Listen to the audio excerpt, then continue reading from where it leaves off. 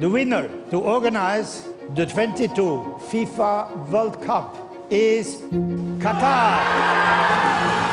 But hosting an event of this size requires a lot of preparation. New stadiums, state-of-the-art training facilities, and a lot more. Human rights groups have highlighted the deaths of migrant workers during the construction. Temperatures can exceed 50 degrees Celsius with almost staggering humidity. The 2022 World Cup kicks off in November, 5 months later than usual, to spare players and fans the worst of the Gulf's scorching summer heat.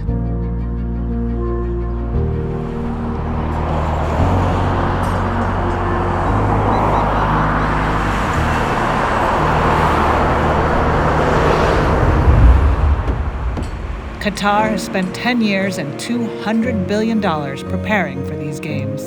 A building boom in one of the world's hottest places. And it relied on a global supply chain of migrant workers from the Philippines, Bangladesh, India, and Nepal. Desperate enough to work in any conditions.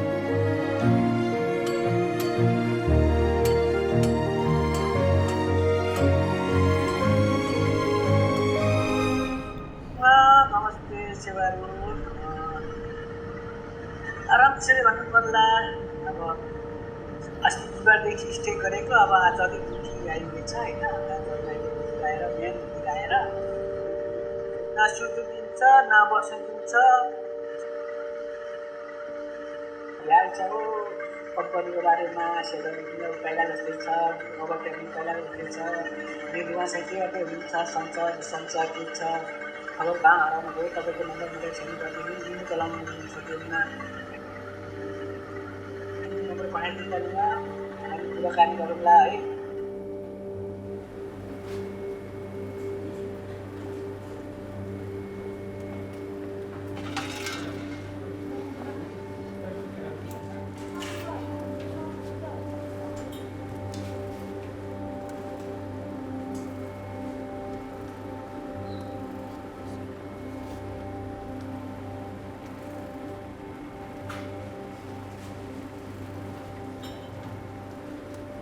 मेरो नाम सुरेन्द्र तामाङ हो।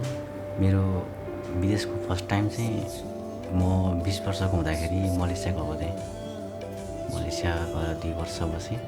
त्यो कतार जाँदाखेरि चाहिँ 2015 मा गएको अनि 21 सम्म बस्यो होला। 6 वर्षसम्म बसेर यो बिरामीको कारणले गर्दाखेरि फर्कियो इमर्जेन्सीमा। मैले अघि एउटा साथीलाई कन्ट्याक्ट गरेको थिएँ, उठाएन फोन। अलिक काममा होला त्यही भएर। अहिले त्यति बेला उनीहरूको मात्र काम चलिरहेको छ। त्यही दिउँसो अलि हतपत पाउँदैन, टाइम पनि पाउँदैन अनि फ्री पनि हुँदैन। त्यही भएर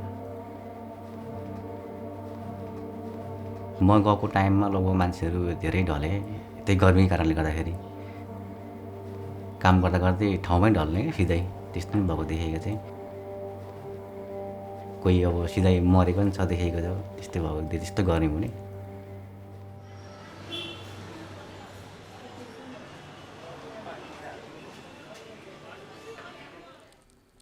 Like all workers headed for the Gulf, Surendra Tamang passed a health screening before he left Nepal. He was hired as a construction worker on a luxury complex in downtown Doha. It was one of many such projects that sprang up in the rush to prepare for the 2022 Games. He earned the equivalent of $400 a month and sent nearly all of it home.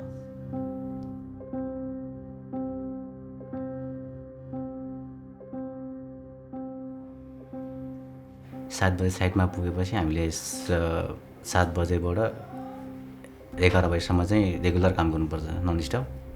त्यसपछि अनि खाना खाने टाइममा 2 घन्टा rest हुन्छ। त्यति भएपछि फेरि 5 बजे बेलुका 5 बजेसम्म नन स्टप हो।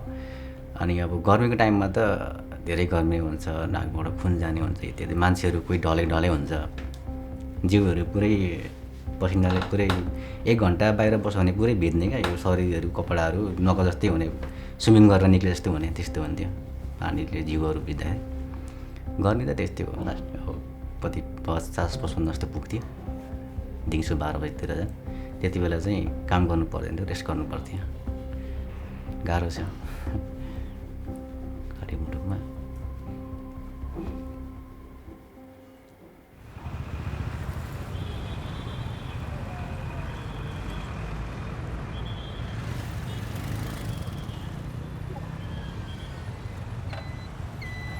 परिवारको लागि त पैसा त चाहिए नै हाल्छ एउटा किसानीको घरमा स्थिति हुँदैन अनि त्यही नभएको कारणले पनि अब देश जाने पनि बाध्यता भयो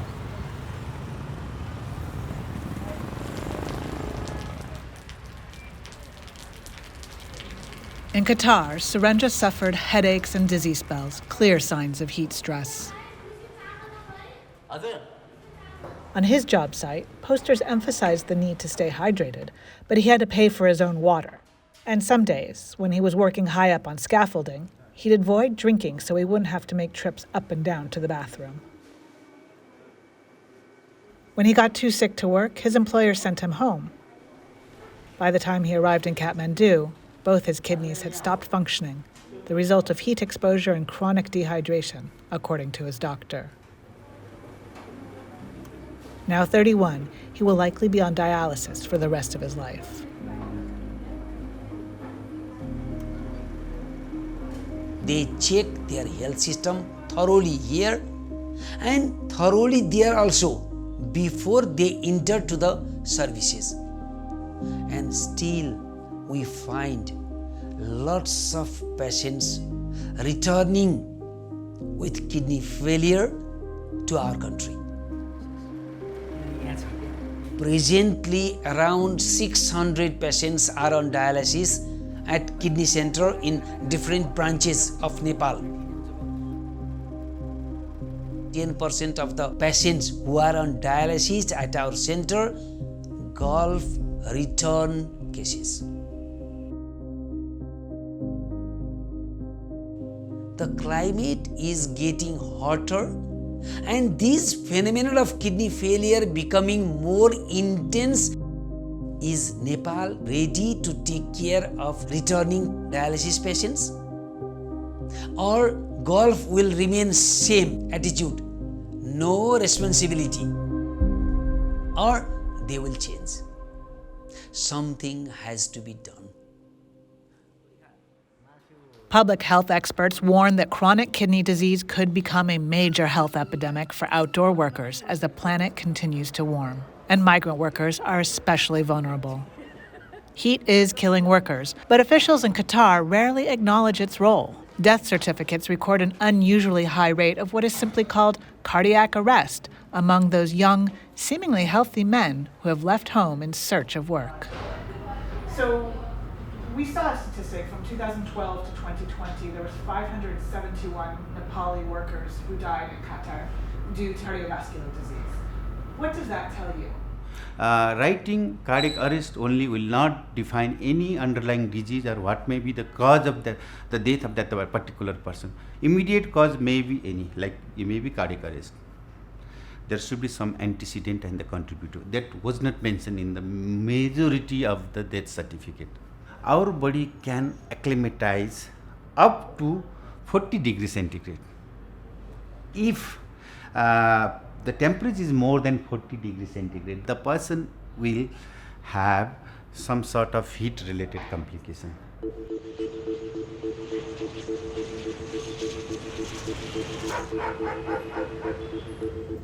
Flights from Kathmandu to Doha have increased substantially over the last decade. Most months have about 150 flights on this route.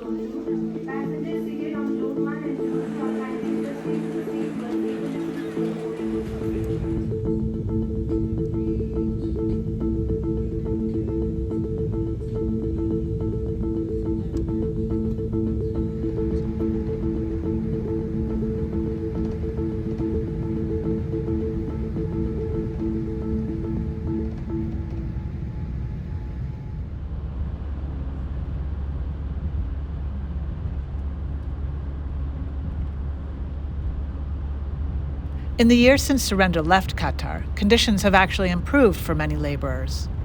We asked a construction company that he worked for about on-site heat labor protections, but they did not reply. So for sure the World Cup has accelerated the labor reforms in Qatar.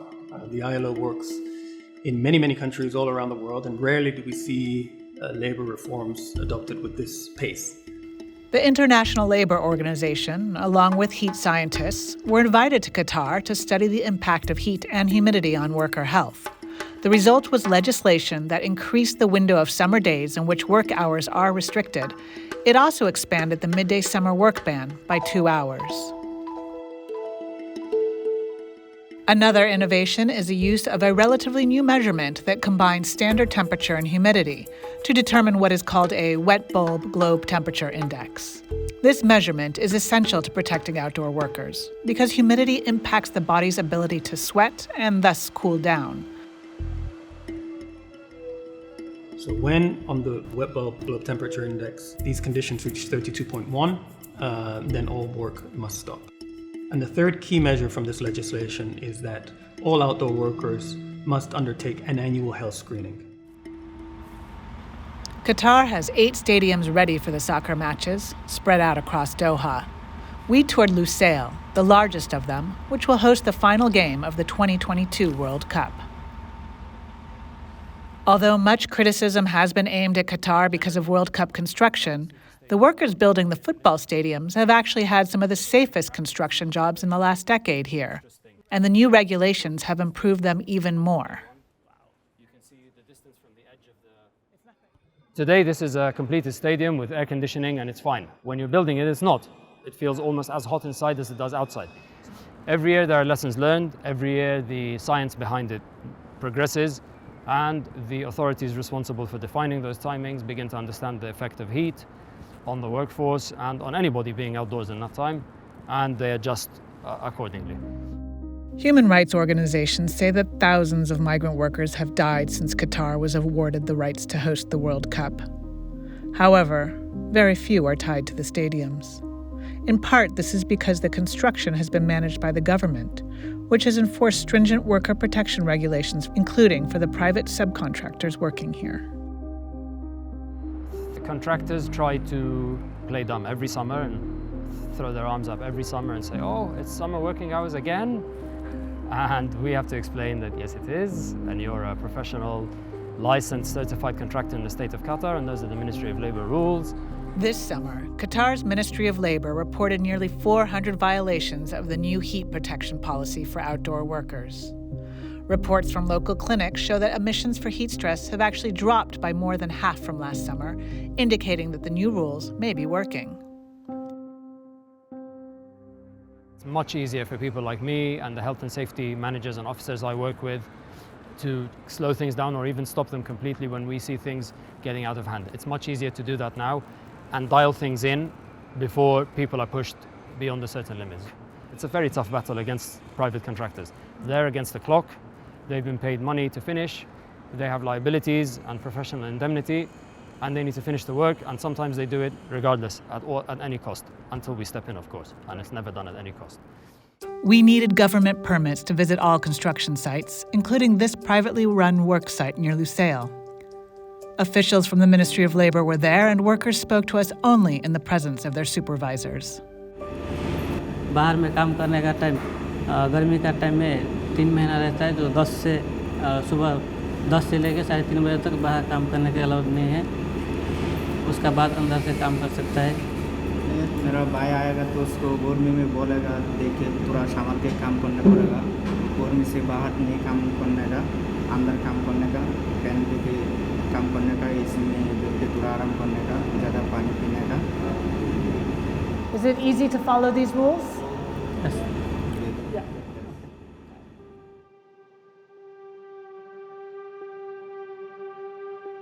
The games will go on, but they leave behind questions about just how much the world's migrant labor force should be asked to sacrifice as wealthy nations pursue perpetual growth in a warming world.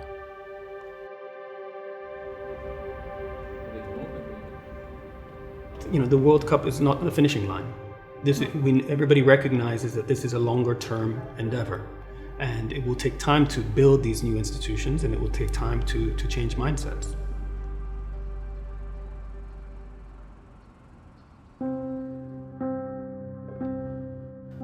The government of Nepal is conflicted when it comes to demanding better conditions from the wealthy nations that help deliver nearly a third of Nepal's GDP each year. Ramu Sapkota is a Nepali journalist who has been investigating labor conditions for Nepal's overseas migrant workers.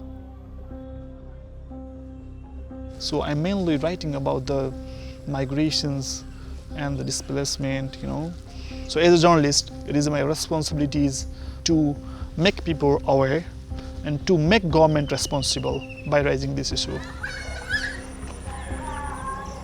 यो समूहमा भएको मध्ये कतिजनाले विदेशमा काम गर्नुभएको छ हात उठाउनु ल बाइ बाइ मैले कतारमा काम गरेको उठाउनु हात उठाउनु We spoke with a group of men who are aware of the difficult working conditions in the Gulf, but most still plan to go. I working for Qatar. Qatar? Yes. Qatar? Saudi and Qatar. Dubai. Malaysia. Qatar? Saudi. Saudi? Qatar. For few months I'm going to Qatar. For few months I will go to Qatar. Qatar. You're going to Qatar. अब कहिले अब कतारबाट कहिले फर्किने कि उतै बस्ने अब फर्किने आफ्टर 7 months. तर कतारमा त धेरै गर्मी छ तातो छ मान्छेहरु धेरै मरेको छन् भन्छन् मेरो एउटा दाइ पनि हैन कतारमा बस्नुहुन्थ्यो त्यसको पनि अचानक अब कम्पनीबाट त यहाँ लास आउन त 15 दिन 20 दिन लगाइने छैन कुरा थाहा पाउँदा तपाईलाई कस्तो लाग्छ हुन्छ दाइ ब्याड फिल त हुन्छ हैन तर अब के गर्नु अब सबको किस्मत हो हैन सबको आफ्नो नसिब त्यहाँ गएर हेरौँ